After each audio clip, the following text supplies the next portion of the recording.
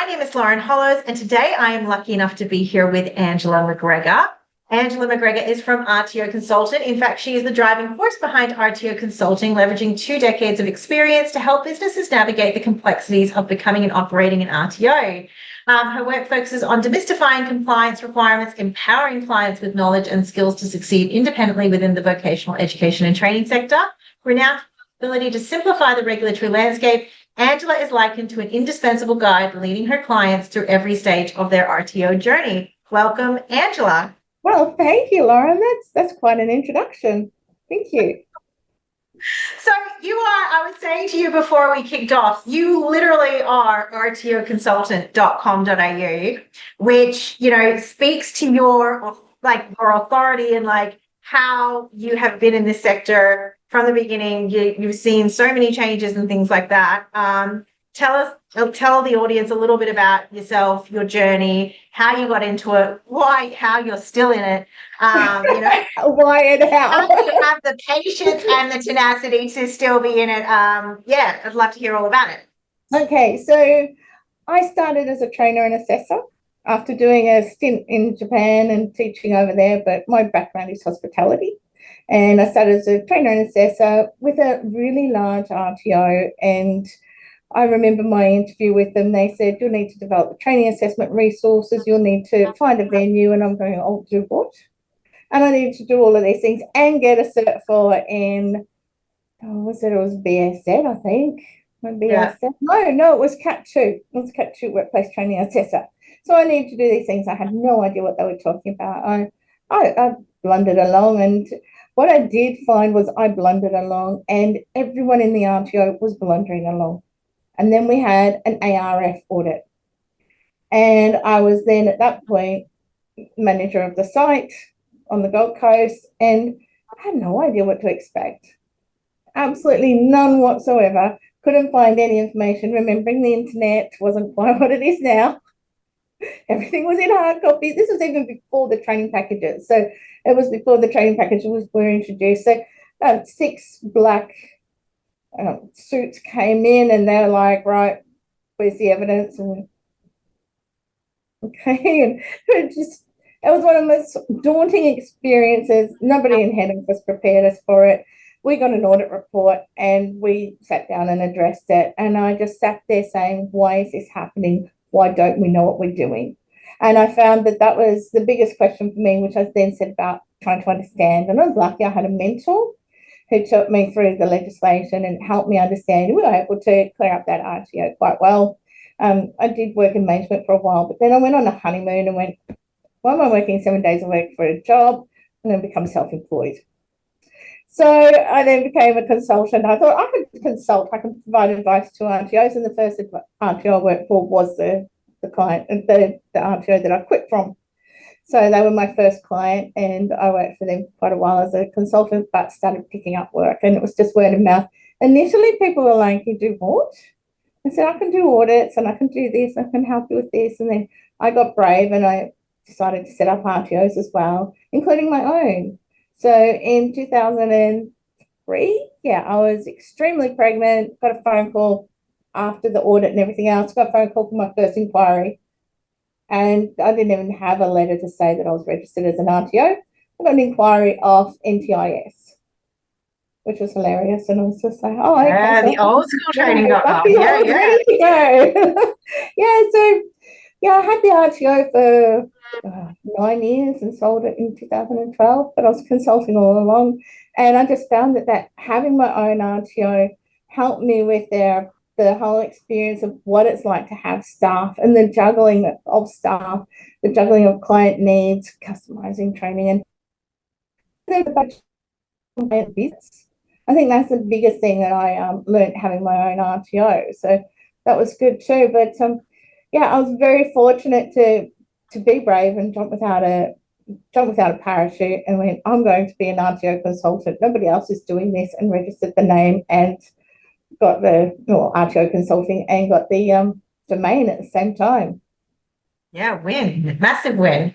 And I mean, would you have imagined at the time that you were doing it that 20 years on, there would be legit, there's probably hundreds of consultants in our industry.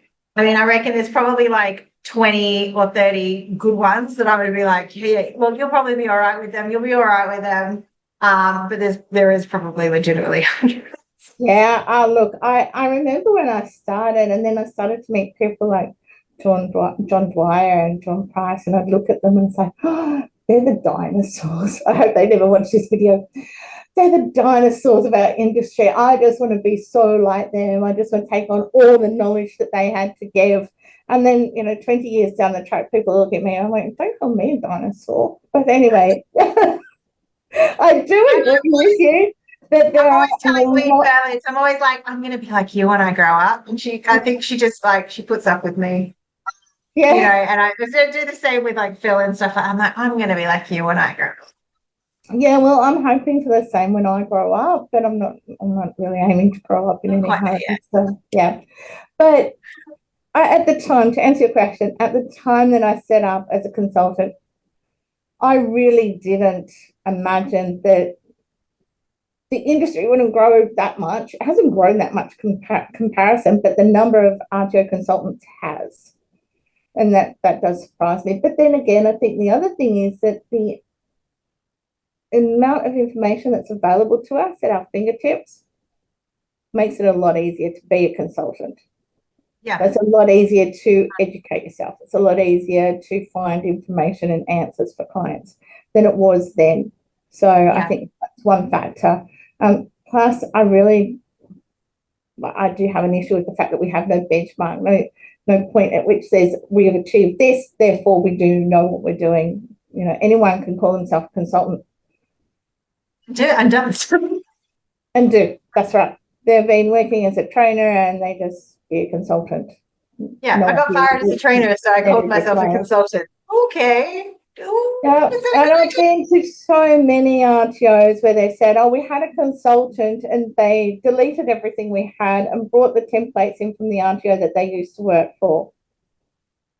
And I can only say thank you to those consultants because they do create more work for me, but they don't help with the industry moving forward.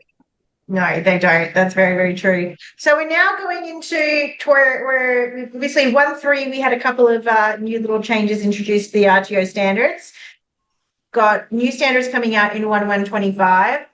You've obviously been through this process before of new lot of standards coming in. What are your initial thoughts on these standards? Did you see anything in there where you kind of was like, why?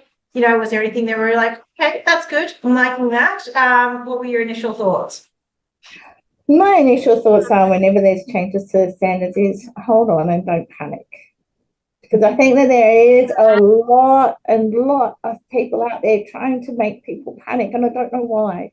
There's changes to the wording. There's more clarification from what I see with the revision to the standards. I would have liked it if we could have kept the standards we had with more clarification around it. But then the difficulty is with any standard is that they don't all fit the same to every RTO, so we can't be too prescriptive. So I do like the fact that there is more clarification around it, but I don't see huge changes that I would say, oh, you better be careful of that or be mindful of that. I just think that the main thing that we do need to be aware of is changes are coming. Once they're finalised, we need to understand them and then just make sure that we go through the RTO and ensure that we are complying with those standards and really understand what the standards actually mean. And that's probably the biggest thing is still the large number of RTOs that don't understand what the standards mean as they currently are, and they've been around for 10 years. Nearly. Yeah, 10 I years. think that's definitely fair. Are there areas where you think that where you think the clarification is going to be really beneficial to RTOs? Yeah, probably a little bit around the training and assessment with the resources in that area. With the trainers and assessors, there's been some clarification already released, and I'm not sure how I feel about high school qualifications and whether I want that actually on record. So I might jump over that one. Well, have not still still not being able to know what the actual credential policy is. Yes, it is a little bit hard to comment. Devil in the detail there. Yeah, with the information I've seen, yeah, I won't comment on that. But I do think that most RTOs aren't going to see any significant change to the way that they practice if they are compliant. Yeah. I think that it's a really good opportunity to look at and ensure that everyone in the RTO does understand what the obligations are. I mean, everyone in the RTO, not one person who sat in the corner and called the compliance officer. I mean, everyone needs to understand. And I think that it's really a matter of making sure that policies, procedures, and actions align to those standards.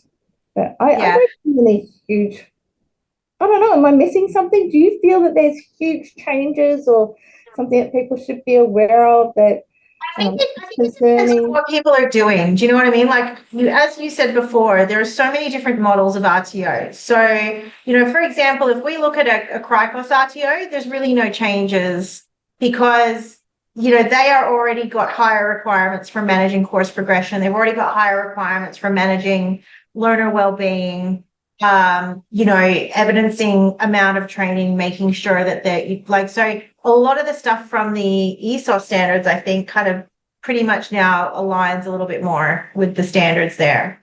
I think RTOs that are like, for example, mainly short course RTOs, they may see more of a change in relation to like, so progression, I see in a lot of the short course RTOs, like they enroll the person comes and does the day's training, maybe they've got to do an assessment afterwards. And what I see is ones that have operated for a few years, like I'll run a report and be like, so you've got like, you've got 1,700 students. And they're like, nah, we've got like 200 students. I'm like, well, according to your data, you've got 1,700.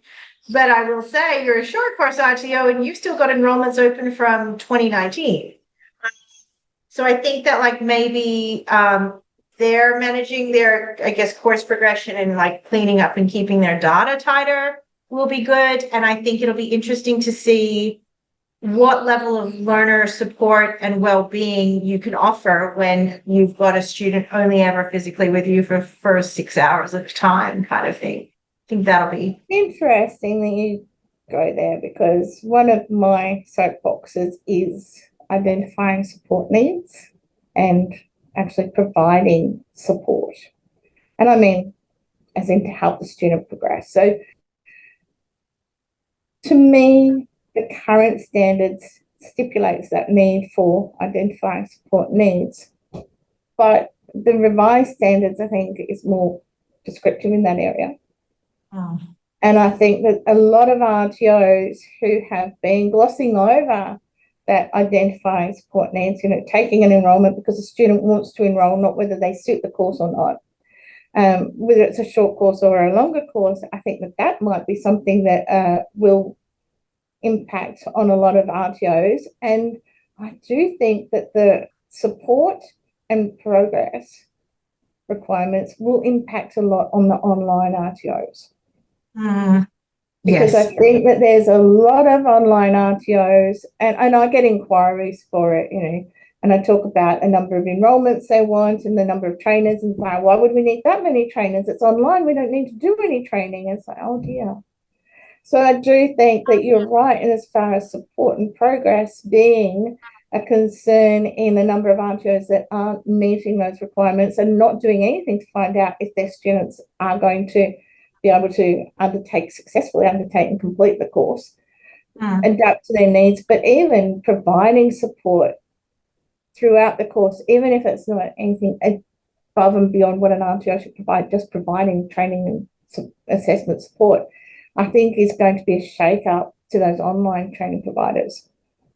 Yeah, for sure. We did an audit the other day on some assessment tools, and there were three assessments from 3 different providers, all over the place. But the interesting one was when we were doing it, we were like, technically it was a compliant tool from the perspective of it was valid. and it covered everything. Mhm.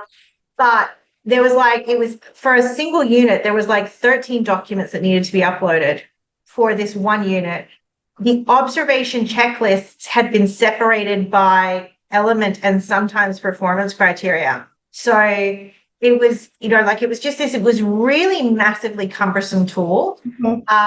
And it kind of, it had two options. It had one option with the simulated business and one if the students were doing it in their workplace, but everything had been built into the one system. And so, myself and my 2IC are auditing it, and it took us half an hour just to actually figure out what was going on and how to work the tool. And so I was like, okay, I can't say that it's not valid in that it doesn't cover everything. But when we looked into it, there was like a 3% completion rate. And I'm going, the tool is just so complicated that looking at it as a student, I would look at that and go, don't know what to do, all too hard, not doing it. And that's what we were seeing. We were seeing one or two of the documents being opened, and then all of a sudden, just crickets, And that's so often what's happening with online training is that people are being left to their own devices, and